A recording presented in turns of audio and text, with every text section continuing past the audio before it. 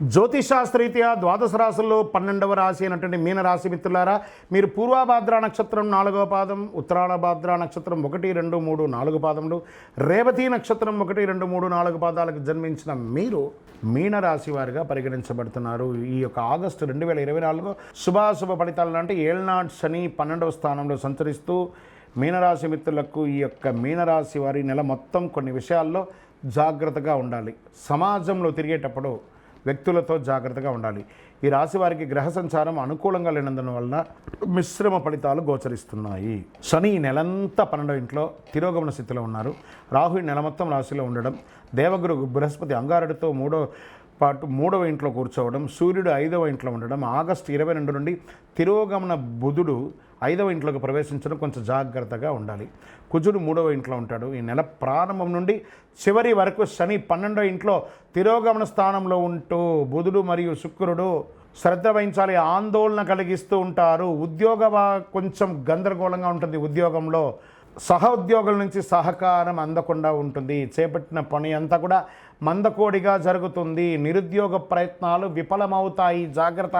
ఉద్యోగస్తుల కోసం చేస్తున్నటువంటి వారు ఈ నెలంతా ఇబ్బంది. ఈ కుటుంబంలో చాలా గందరగోళాలు అవకాశాలు ఉన్నాయి. చెప్పడానికి కొంచెం మాకే బాధగా ఉంది. ఈ నెలంతా ఇలా చెప్పి ఇబ్బంది పెట్టాలంటే ఈ నెల చాలా గ్రహాలు కూడా కొంచెం ఇబ్బందిగానే ఉన్నాయండి. చెప్పక తప్పదు. కుటుంబాన్ని అంటే మిమ్మల్ని భయభ్రాంతులు చేయడానికి కాదు, మిమ్మల్ని జాగ్రత్త పరచడానికి. మనం వెళ్తూ ఉండగా ఒక దారిలో ఒక స్పీడ్ బ్రేకర్ ఉంది అని మీకు తెలియకుండా పోతే కింద పడతారు కదా, మాలాంటి వాళ్ళు చెప్తే అదే స్పీడ్ బ్రేకర్ అనుకోండి, జాగ్రత్తగా వెళ్ళండి అంతే. తోబుట్టువుల కోసం ఖర్చు పెట్టే అవకాశాలు ఉన్నాయి. అన్నదమ్ముల కోసం ఖర్చు పెట్టే అవకాశాలు ఉన్నాయి. ఆర్థికంగా ఖర్చులు విస్తృతం అవుతుంది. అది భూమి మీద కావచ్చు, ఇల్లు మీద కావచ్చు, హెల్త్ పరంగా కావచ్చు, వ్యాపార పరంగా కావచ్చు, ఇంటిలో శుభకార్యాలు కావచ్చు, అన్ని రకాలుగా ఒక మంచినీళ్ళ ఖర్చులాగా ఆర్థికంగా మీకు పెరిగే అవకాశం ఉంది. ఆరోగ్యపరంగా హెచ్చుదక్కులు చాలా ఉన్నాయి. ఇంట్లో పెద్దవాళ్ళ యొక్క అనారోగ్యం మీకు మనశ్శోభను తీసుకొచ్చి పెడుతుంది. వృత్తి వ్యాపారంలో అధికంగా కష్టపడాలండి. స్వల్ప లాభంతో బయటపడతారు. మాస చివరంలో మళ్ళీ ఆరోగ్యపరంగా మళ్ళీ పుంజుకుంటారు. గృహ నిర్మాణాలు ఏమైనా ఉంటే అవన్నీ కూడా మందకోడిగా సాగే అవకాశాలు. ఈ నెల ప్రత్యేక శ్రద్ధ వహించాలి. వివిధ రకాల ఆరోగ్య సమస్యలు దారితీస్తాయి. ఆప్తుల నుండి శుభకార్య ఆహ్వానాలు అందుతాయి. విద్యార్థులు చాలా కష్టపడాలండి. ఎగ్జామ్స్కి అంతా ఉన్న వాళ్ళంతా కూడాను చాలా చదవాల్సి వస్తుంది. రాజకీయ నాయకులకి గడ్డు కాలమని చెప్పచ్చు. వ్యవసాయదారులకి బాగుంది. షేర్ మార్కెట్ అస్సలు ముట్టుకోకండి. మీడియా రంగం వారికి మిశ్రమం. ఐటీ రంగం వారికి స్ట్రెస్. వివాహం కాని వారికి నూతన వివాహానికి అవకాశాలు మాస చివరి భాగంలో ఉంది. అదృష్ట సంఖ్య 9. బ్లూ కలర్ వాడండి. ఉత్తర దిక్కు ప్రయాణాలు మీకు చాలా కలిసి వస్తుంది. చంద్రాష్టమం ఆగస్టు 10, 2024 4:18 మధ్యాహ్నం నుండి 13/8/2024 4:15 ఉదయం వరకు చంద్రాష్టమం ఉంటుంది.